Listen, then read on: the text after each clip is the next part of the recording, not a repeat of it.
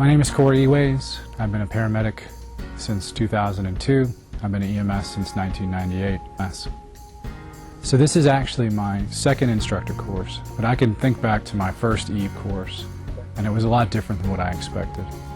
But the big thing about DT4EMS's EVE course is that it tells you when, it tells you why, and then it gives you a how.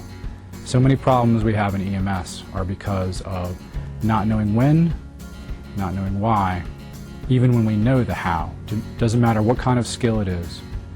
So when you think about all of the different possibilities of a violent encounter, shouldn't we be doing something to train this? If we're training for bloodborne pathogens, if we're training for back safety, if we're training for vehicle operations and driving, we know those are hazards. Well, we now know for certain that being attacked while doing your duties is quite possible. So shouldn't we be training for that aspect of your job? If you know for sure you might get a back injury on your job, then we should be training you to take care of that. EVE does that for assaults, but it also tells you how to deal with it for all the different types of things that you might encounter.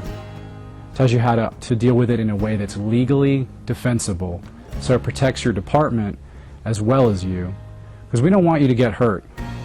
We also want to make sure that you understand what you're supposed to do and not supposed to do, so that you don't end up behind bars. We don't want to hurt anybody either. And I think as EMS providers, nobody got into this to hurt anybody. So EVE tells you when it's okay to stay, when it's okay to go.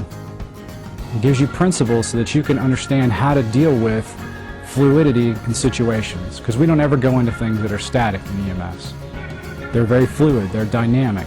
So we want to give you a thought process, a way to understand what's happening, so that we don't have to take every single little scene and pick it apart.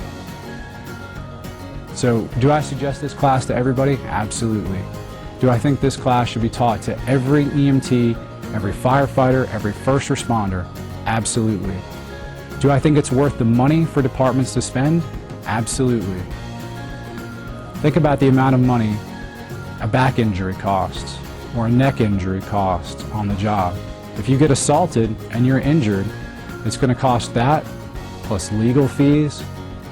So how about escaping the situation safely, not getting injured, and not costing anybody anything other than the price of the course?